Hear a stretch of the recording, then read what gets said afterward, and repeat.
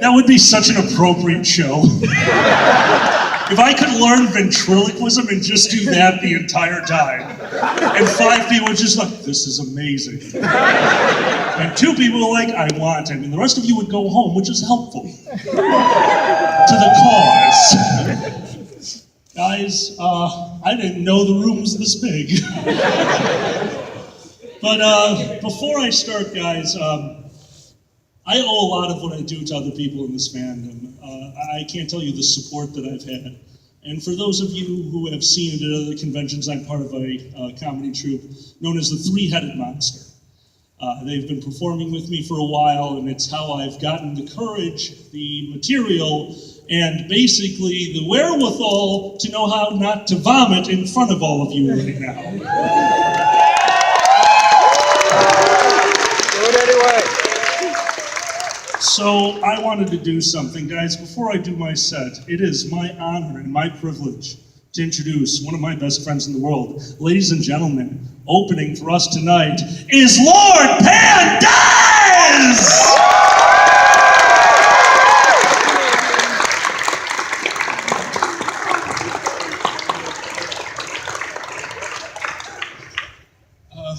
Holy wow. Hi! Wow, this is a large room. This is definitely more people that I have performed in front of before, but I'm going to do my best, so I hope you all enjoy this festivities here this evening.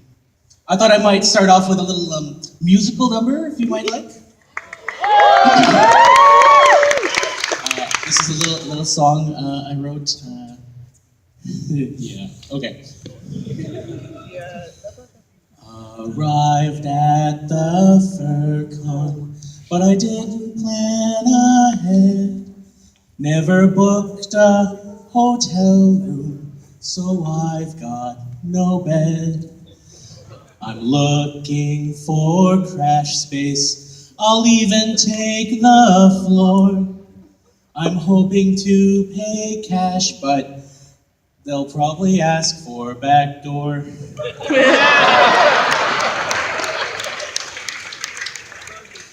As I'm looking at the furries, there's not one familiar face. I only know Twitter icons, no one's gender or race. I finally find this guy from a fur meet from last year. He's still 1 year underage, so he'll take payment in beer.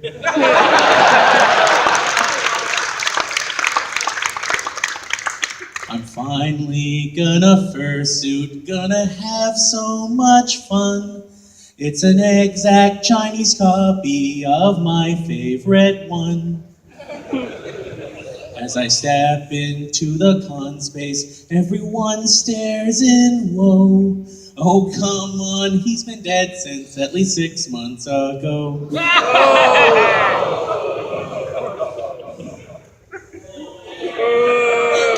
As I'm walking through the lobby, some people approach me. It's the hotel staff along with the convention security. We know about the booze that you bought for that young guy. You have broken the rules, so it is time to say bye. Bye. As I'm packing up all my stuff, I'm feeling so sad. Who'd have thought booze for minors could be so bad? I get into my car, then a smile comes to me. I can do this all again in August at IFC.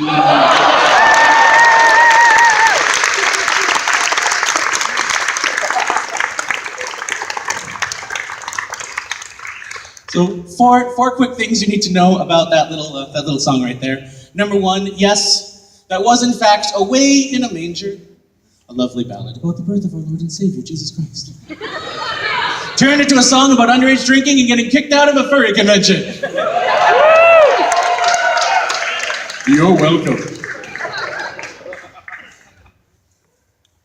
Secondly, is the name of that song. Now, anyone here who is a convention staffer, you already know the name of the song. It's built into your DNA. For those of you who do not staff furry cons, let me share with you the title of the song. It is known quite simply as "Go Be That Guy!" No. And for those of you who were confused about the last line of the song, IFC stands for Indie Fur Con. It's a convention in August in Indianapolis that I happen to be chairman of. Hashtag shameless plug. And lastly, the thing I am most proud of about that song, it made Kage drop his glass of wine.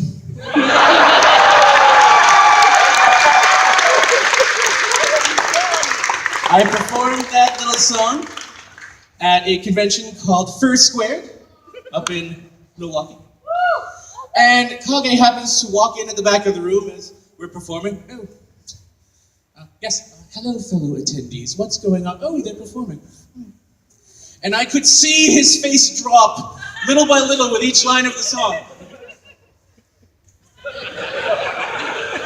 And finally, with the line, he died 6 months ago, the glasses went.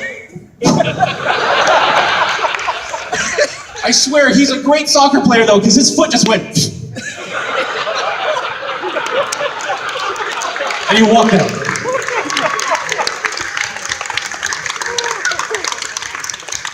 Oh my goodness. So, quick round of applause in here. Who remembered everything they needed for the convention this year? Every single thing. You did. You did? Yeah, I have not always remembered everything that I should have. I don't know why. One time I showed up at a fur con, remembered literally everything except my fursuit head. That was fun. I'm like, oh, hands, tails, paws. Oh, no. But I think the worst time was coming here to this convention. See, I finished packing, I was in my car, I was ready to get here, and as soon as I got behind, turned the keys, I'm like, wait, I have to get something. I'll have to pick it up on the way there. I wear a CPAP at night, which is basically like a Darth Vader mask, but like, I wear it at night that, it keeps me alive. Basically it forces air down my throat. But the latch on it's gotten a little loose, so, now it's like...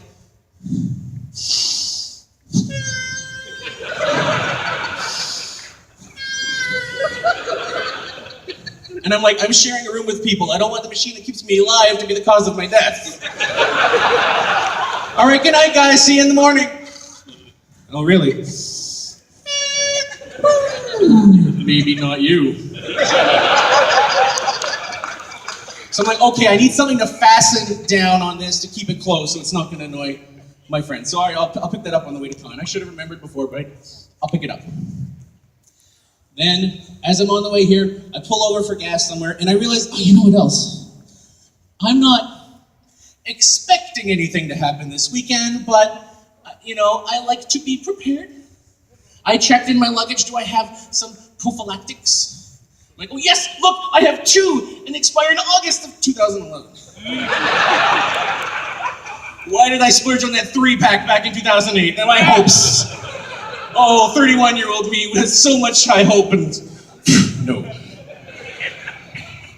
So I'm like, okay, I need to pick those up. All right, get here to the convention. I'm right near the last exit. I'm like, okay, search for nearby pharmacy. Okay, directions go there. Pull in, and I'm about to walk into the store, and I realize what I'm about to do. I'm gonna walk up to this cashier and ask to buy condoms and rubber bands. No! No, don't be rubber band condom bandits, no. I'm like, okay, I have to buy some other stuff. I have to do it. I have to mask what's happening here. So I'm like, okay, I could use that, box those. Art supplies, that'll throw them off, that'll be great. I get up there, I put all my stuff on the counter, and the cashier's just like...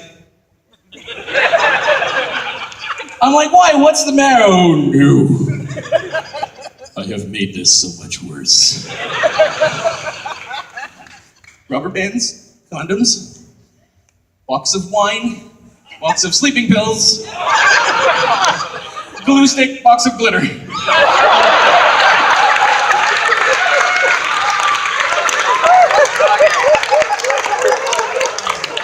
And the cashier is just like, I want to ask you a question. And I'm like, oh, please don't ask. And she's like, so I'm just wondering, is there like some sort of party going on? Because this is like the third time I've rung this up today. I'm like, no, I don't know what. It's just stuff I needed. I'm on my way to the Westin and the Convention Center for, a con this weekend. And she paused mid-scan. Even the machine paused mid-scan. I was like, weep, woo. Weep. And she looked at me, and she looked at the items, and I will never forget what she said. Oh yeah, the furries are back this weekend.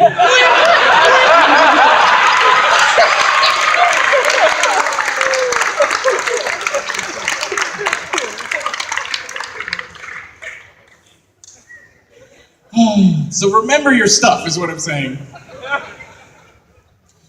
So for those of you who don't know me, which is probably most of you, I also like to attend other conventions other than furry. I like to go to a lot of Comic-Con style conventions. I have an outfit that I wear. It's a lion costume, but I also wear a hat and a scarf and sonic screwdriver. I am the fourth Doctor from Doctor Who, and I like to call my character Dr. Mew. Because furry puns. And I'm like, okay, I'm gonna go and get some pictures and hang out at a convention. And one of my friends was like, oh, you're going to that one? Get a picture with Christopher Judge. He likes furries, all. And I'm like, okay, Christopher Judge. Okay, he played a character on Stargate. Not really related, but what do you mean he likes furries? You quoted likes furries, and then you were writing in lowercase letters, then you capital LOL'd. You capital LOL, this means something. He's like, here's the link, watch this video. Dragon Con. Christopher Judge is up on a panel with a whole bunch of people, and for some reason somebody starts talking about, did you see those guys in the animal costumes? The furries? And Christopher Judge is like, oh yeah, like the cats and dogs, they're furry, yeah, sure. And then someone else was like, no, they're furries, Chris. And he's like, they're cats and dogs, they have fur. Yeah, of course they're furries, what's the deal? And you could tell he'd never heard of furries before. And one of his co-stars was like, and leans back, and he leans back, and they're having this wildly animated tale going on with someone who's doing this in front of them. And all of a sudden, Christopher Judge goes, what? What? People do that? Where do I get one of these costumes? I need to meet Christopher Judge. This needs to be a thing. So I am first in line to get my photo with Christopher Judge at the convention. And the people behind me are like tapping me on the shoulder. Can we lean in? Because we want to see his face when he sees you. And I'm like, I want to see his look when he sees me. So I go, they tap me on the shoulder, okay, head on in. I walk in. And he hasn't seen me yet. He's facing away. He's saying goodbye to someone that was with a photo shoot before. He turns to look at me, and he had like a little smirk, like, and the minute he saw me, his eyes went wide and he went full Cheshire Cat. I was like,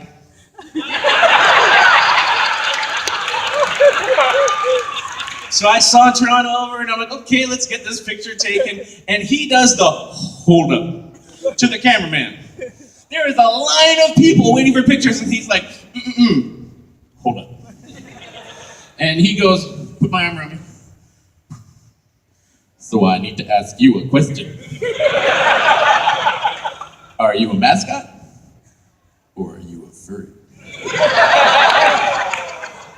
I know who I am proud, I am Dr. Mew, and I'm like, yeah, I'm a furry, Chris. And he will say the one thing that I think means the most to me out of any other celebrity I've ever met in my life. He said, and I quote,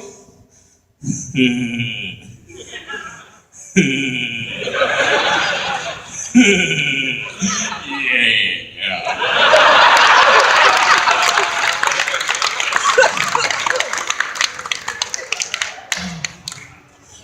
had a lot of other luck as well. I've gotten to meet a few other people over the years. I also have another character that I like to wear. He's a panda that's like half regular and half reverse. He's based off of Star Trek.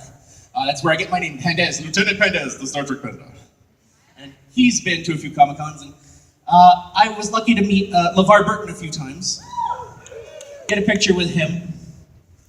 And I got a picture with him like by himself and then with a small group. And then there was another convention, I'm like, okay, he's got a picture with Will Wheaton. I hadn't met Will Wheaton before. I've met all the other Star Trek cast members, but not Will. I'm like, okay, I'm gonna get a picture with Will Wheaton in suit. But right before that, they had a duo shot. They had LeVar and Will, so I'm like, I'm gonna get a picture with Will and LeVar out of suit. Take the head off, real me. I don't have many of those. It's always the character. So I'm there, I'm in line. Take off the head and everything, leave it all on the table. Still wearing the Star Trek uniform, still have the panda feet on. But the rest of me is just, hi, me. And I walk around, and I get right in between LeVar and Will. Standard picture, they're both like smiling, I'm smiling, yay. Click. Go to walk away. Tap, tap, tap on my shoulder. Hi. LeVar's just like, where's the panda head? And I'm like, oh, it's on the table around the corner. I wanted a picture as me, just because I thought that would be great. And Will Wheaton is staring at me and my feet. And I see the wheels clicking in his brain, and then he stares at me and he goes, "You're Lieutenant Pandez. I rickrolled you on Twitter."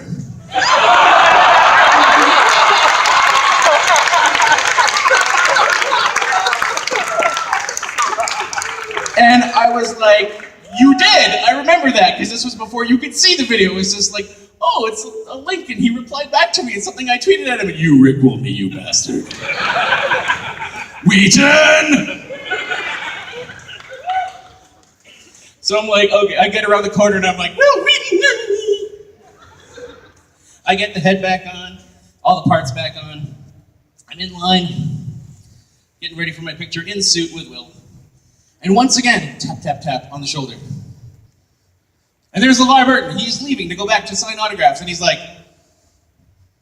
much better, and walks away. I'm like, all right. Wait, did LeVar Burton just call me ugly? Wait, was that a diss or was that a compliment? I don't know. We still going? All right. I'm gonna take a sip because it is warm up here. I've never been on a stage with this many lights on me. It's Powerade Zero. There's nothing in here. It's electrolytes and no sugar because I'm on keto right now. What fuck?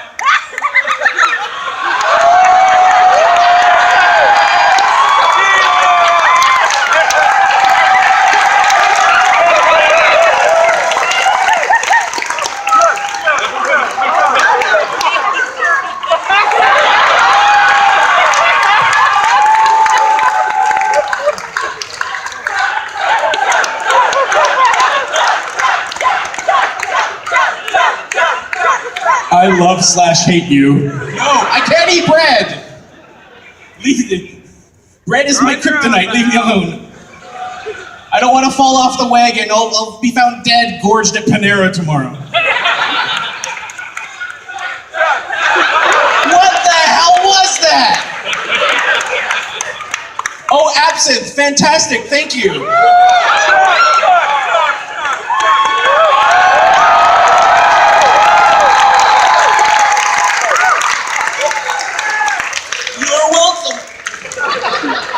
May I have a bottle of water? That is not water. Keep it away. That's water. Go. You go backstage till I call you out. By the way, is it time to call you out? Okay. So, ladies and gentlemen, that has been my time up here on stage. Thank you so much. Now put your hands together for the guy you're here to see. I want to make enough noise to make it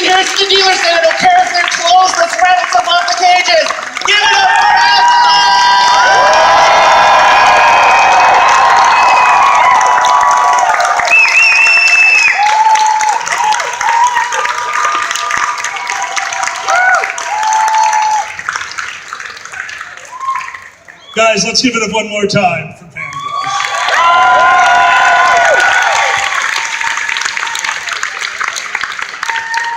I don't know how to set a timer. Sure, that'll work.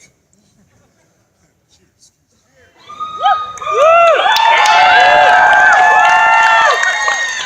Next one.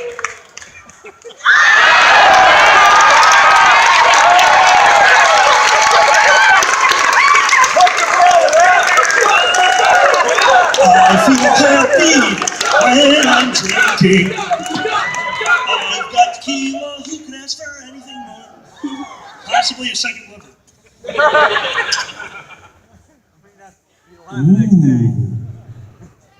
Chug, chug, chug, chug, chug, chug, chug.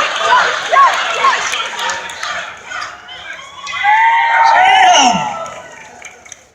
You got good taste. And I'm an alcoholic. That's gonna be I'm gonna knock it over, so I'm gonna actually screw on the lid. You know what amazes me? Like, I was here when they set up this stage. I watched them, like, bring these beautiful lights up. I watched them wire all these microphones. This TV, which is basically like watching the shittiest episode of The Twilight Zone ever. That's what I look like up here? Why are you here? I love you too. It is because of that. It's +3 to charisma. So, I love furries so much. But I watched them build this big, beautiful stage for people like Fox and Moore and Pepper and Evil, and I'm watching them build this. I'm like, these people have talent. I once thought I saw a bus. What the hell am I doing up here? Oh, right, that. Because I got a complaint recently, and it's a very valid complaint. They're like, you know, we really don't like how you try to go up there and make drinking sexy. I can see me in the TV. I am not making drinking sexy. That's like saying Grimace was making McDonald's sexy. Grimace, who lost his virginity when the Hamburglar stole it. Come on, he just put it between his buns. This is why you're here. I don't get it either. I had a set list and I don't fucking remember what it was. Somebody scratched it all out. Dragor, I'm looking at you. I would like to talk to you about a topic near and dear to my heart. Escalation. I would like to talk to you all today about escalation. Because escalation is that thing, when Anthrocon started, you can't tell me that it wasn't a bunch of people watching Bugs Bunny and one of them said, I'd do that, and one went, convention? And that's where it escalated into this wonderful thing that we've had. And we learn every year. Conventions just learn and get better. They escalate. Sometimes due to the hard work of all the wonderful people on staff, all the wonderful attendees that send us your feedback, sometimes dick pics, guys, stop. It's funny at first, and then it's hysterical. Especially when we just forward them to Kage's address. And then tell his mom to check his email. She's just like, you have some ugly friends. But they mean well. Last year, we got to try something. It might have been last year, I don't know, I'm drunk. At some point in the history of Anthrocon, that's a much better way to start. Let's hedge my bet. I don't know when this happened. Here's a joke. We started doing a parade outside. Oh, isn't it cool? Isn't it cool? It is one of my favorite things in the fandom to see the parade go outside.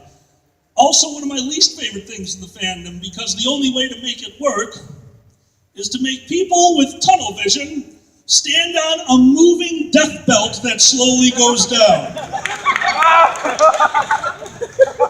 Now, I'm not going to say this about all of you. I'm just making a generalization. This is not directed at any one of you. You're fucking idiots.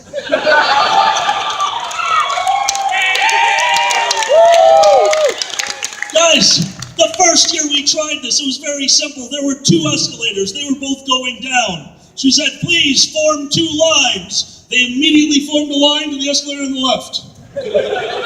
All right, let's try this again. Can we get you guys to go over here and the whole line move to the right? All right, there are 2 escalators. Could you please split yourselves appropriately? One guy got on another guy's back and rode him down the escalator. One girl walked down the stairs. I'm a fat guy, that's sacrilege. She got exercise. My exercise for the year is Anthrocon. There's a lot of walking here. But your director of logistics has a cart now, which means I don't have to walk as much anymore. And then he found out about my center of gravity, because if you've met me, my center of gravity is right around no. And he found out that that thing can accelerate quite quickly, and all of a sudden, I'm at the ground. Thanks. We worked on those escalators for the better part of an hour, and the final straw, the absolute last thing, was when we hear from the bottom of the escalators, stop! Stop! Keep going. Go to your death. You can't even form 2 lines. This is natural selection. You guys had backed up all the way to the escalators, and that wouldn't have been enough. We were kind of panicking. We were trying to figure out what to do. We're trying to get people to stop. We're watching fursuiters, big, bulky fursuiters, walking backwards on an escalator. And all I can think of is, Bob Saget still alive? Because we definitely have a chance of winning America's Funniest Home Videos. It culminated with one of the greatest looks I have ever seen Dr. Conway give me. As the escalator had gone all the way down, they wrap around, and it came out the top. And on one of the stairs was nothing but pink fur. Somebody's tail had been caught in the escalator and left a mutilated furry on one of the stairs. And Sam looked at me, he's like, what have we done? And I said, thinned the herd.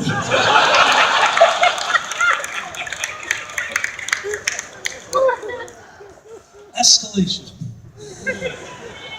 Conventions escalate. That's what you guys do. You escalate problems. But that's how we know there's a problem. In normal, real life, if something small happens, if something small goes wrong, we figure out what's going on, and eventually we fix it. In the furry fandom, if something wrong goes on. Sure, yeah, do that. Fuck English. You're gonna have a really tough time today because none of this makes any sense. Every time, did she just flip me off because I'd be awesome? No, this is part of the sign language. Yeah, no, every word is this. Oh, are you speaking in capital letters?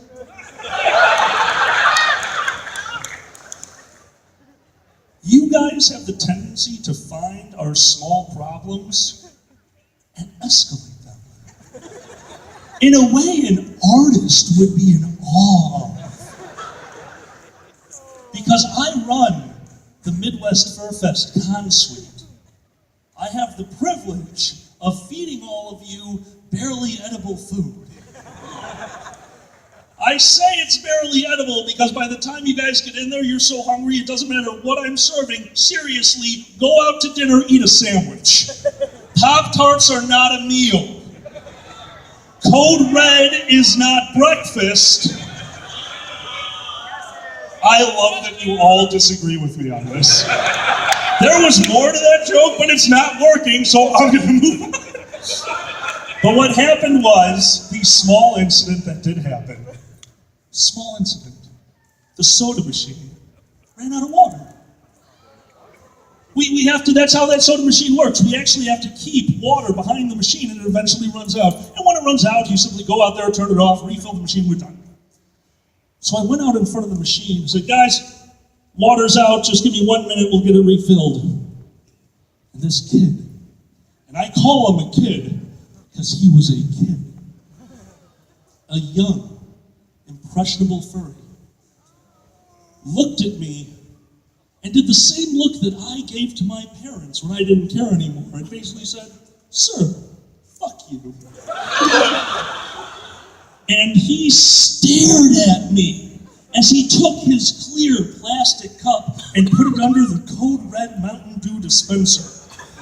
And I watched Liquid Jolly Rancher fill his glass to the top. And he took it away and looked at me. And in a small, squeaky voice, cheers, motherfucker. I didn't think running out of water would be that big of a problem, but now we have a strain of diabetes going around the Anthrocon. I mean, I'm not saying he didn't deserve it, but I gotta respect the kid. I'm 6'8". Basically, if there was real macro, micro, I'm it. And I will eat him. Except that I don't want diabetes. Escalation. Because sometimes we're the cause of it. We try so hard, but nothing ever goes according to plan. Like getting too much light makes the baby go blind to show up to a convention. The first year, I'm standing in the back of the room with the ex-con chairman and the current con chairman, Duncan and DeCaza, two very close friends of mine.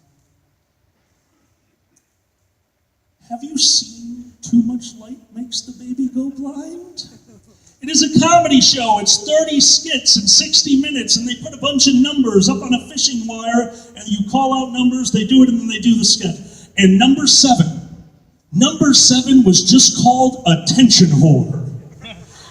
So the entire time they're doing this play, they're doing skit after skit, and every time a skit ends, you're supposed to shout out a number 7. Everyone in the audience wants number 7 to happen, but it's just not coming up.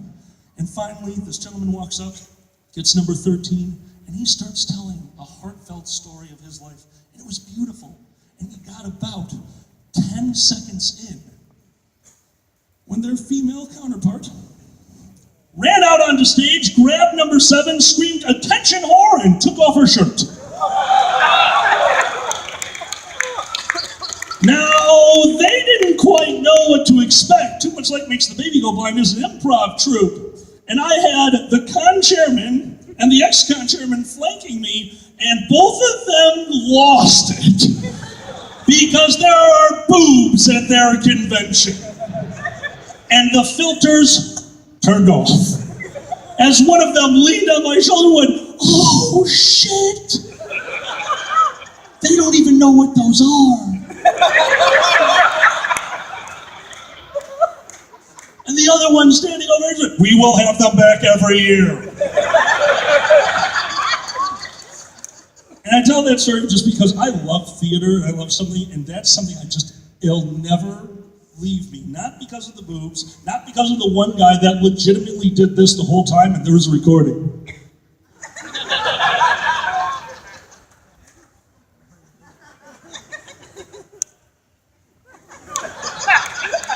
It was because the entire thing was one of those skits that'll stay with you forever, because the guy on stage, remember him, was still telling his story the entire time, totally uninterrupted. He just kept going, telling this heartfelt sob story about his childhood while his partner ran around the audience with her shirt off.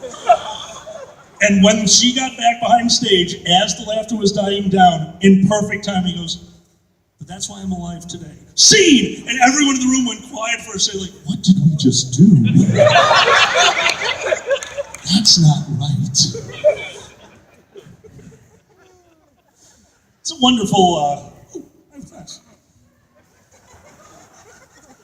I don't know what I have in these pockets anymore. You guys just put shit in here, it's really annoying. I had a duck earlier, who did that? Oh, I have another flask.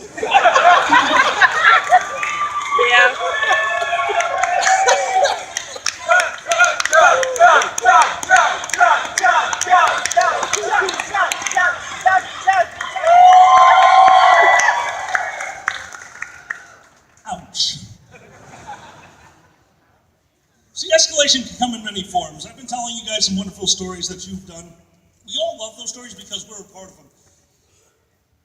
We like to think that we're the ones because we're so creative. We're so wonderful. I love the furry fandom for that. You guys get in trouble in ways that no one else could imagine. The door side, the book that they keep, oh, they're going to be rich one day. And all of you are in it. But you're not getting royalties. They already told me that. What? This is it's not real? Oh, that was my ticket out of here. What the fuck is wrong with me? I'm at a furry convention, thanks.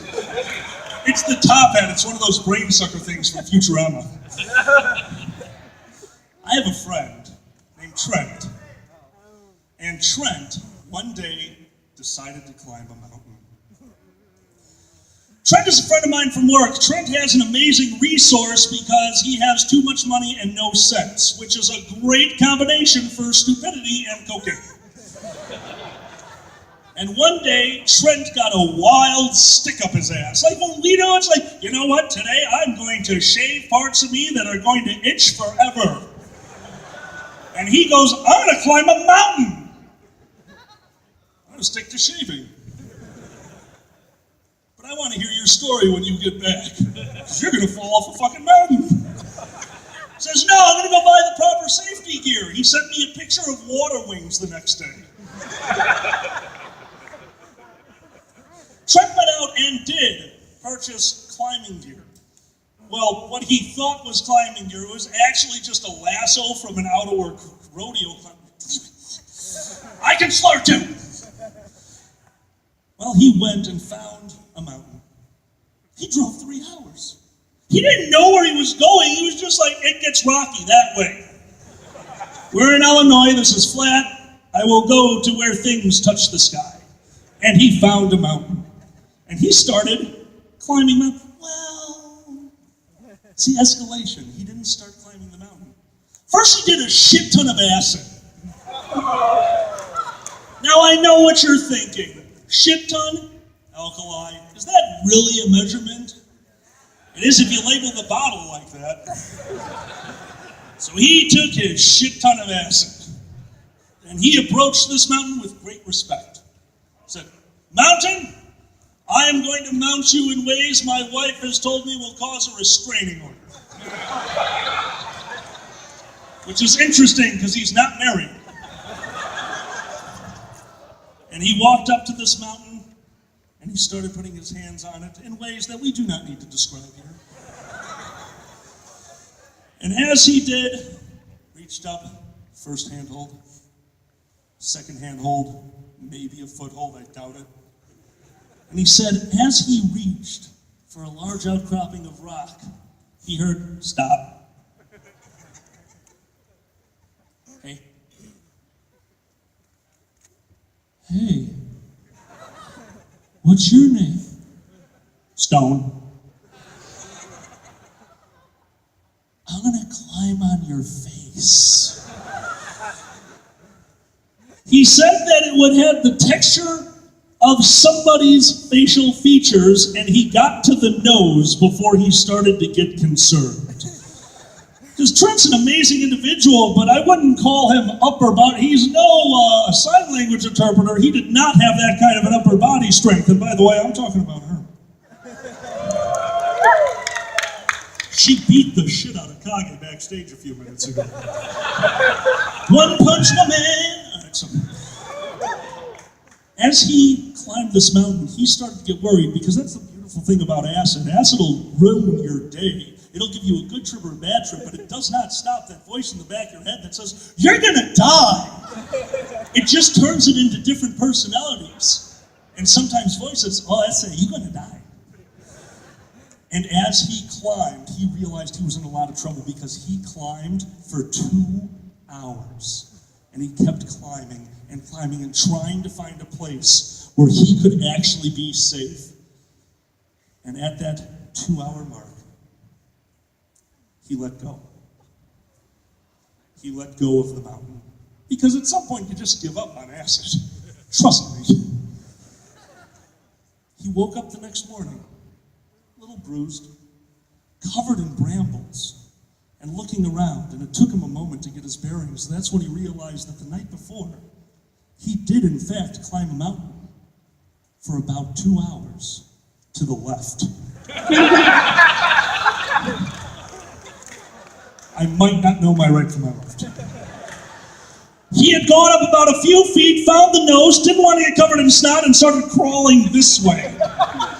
Gave up and fell to his death of 5 feet. And I'm assuming, knowing him, he went, this is a good place for a nap. He walked back to his car saying, I will never tell anyone this story as long as hey, Alkali, I got a story to tell you. Escalation. Everything has the tendency to get a little bit weirder, get a little bit more, because you get used to it as you go on. My mate, Xander the Blue, we've been living together now for, 6 centuries. I don't even understand how it works. And we're gay, so we've been together for maybe 7 or 8 years, so in gay terms, it's like 8 lifetimes with the same person. Because we're promiscuous. I'm talking about all of you. Don't cheer for that. When Xander first moved in, we respected each other so much. We're like, we're living with another person. We have to make sure everything is perfect. The bed should be made every morning. We should all help with the dishes. I shouldn't annoy the shit out of Alkali every waking moment of my fucking life. That changed! But it wasn't him. It's his cat. He has a cat. I'm an animal person. I love all animals. I do love cats. I just don't think they belong in my house shitting on things. We feed the cat. We give the cat food. Every day I wake up and there is food in the bowl. And then every day, this little chameleon, and I call her that because her shit is black and the carpet is black and she will only shit on the black carpet. There is food and there is shit. There is food and there is shit. And I realize, what is shit? Shit is food that has gone to its natural state. We're causing the circle of life. Food, shit, food, shit, food, shit. And I'm sick of it. Because she hides it. The floor is brown. The only black place is the carpet. Shit on the brown floor.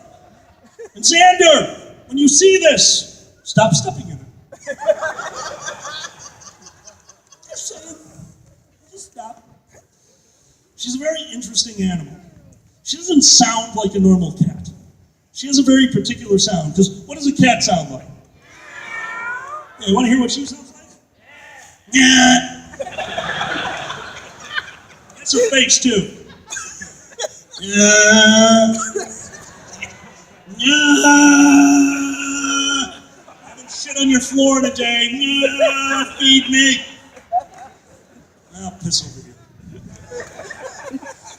This cat despises me. Oh, she does not like me. It's because I'm tall and not Xander. She only likes Xander unless he forgets to feed her before she goes to work. Before he goes to work.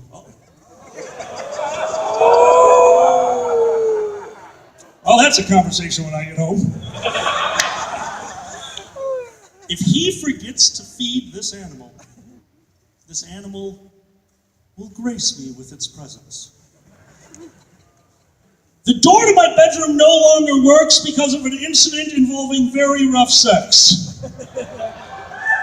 It wasn't us. It wasn't us. I would love to know who it was, though. The cat! Stop coming over to my house. I'm not staring at somebody in the audience right now who broke my bedroom door, not at all. You're so bald, your head is blushing.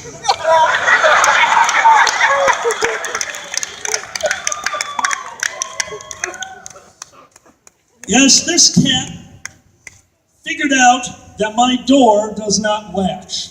Now, who has pets? Who has pets? Raise your hand. I want to see. Oh, awesome. And it's wonderful having him at home. I used to have a dog in my house. I used to have a little dog. It was a little beagle, a red-ticked beagle. And if she missed me and the door was open, she put a little dog nose in the door, pushing slightly, and she kind of like squeezing through the door. End up shitting on my bed, but that's okay. She was so happy. This cat enters the door like your mom when she knows what you're doing. Cat here.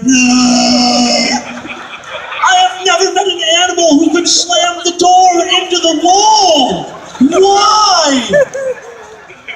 Animals, for the most part, should be smarter than us at times. They only need the little open. She's like, no, I will enter gracefully.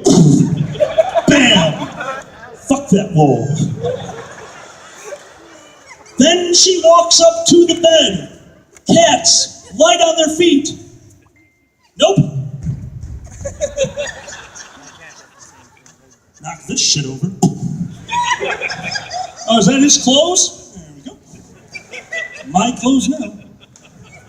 Then she jumps onto the bed. I am 6'8". Do you know what that means? I do not fit on my fucking bed. My feet hang off. She can see them. They're off the side. And yet every morning, damn it. Damn it. Yes. That cat either has a foot fetish or wants a concussion.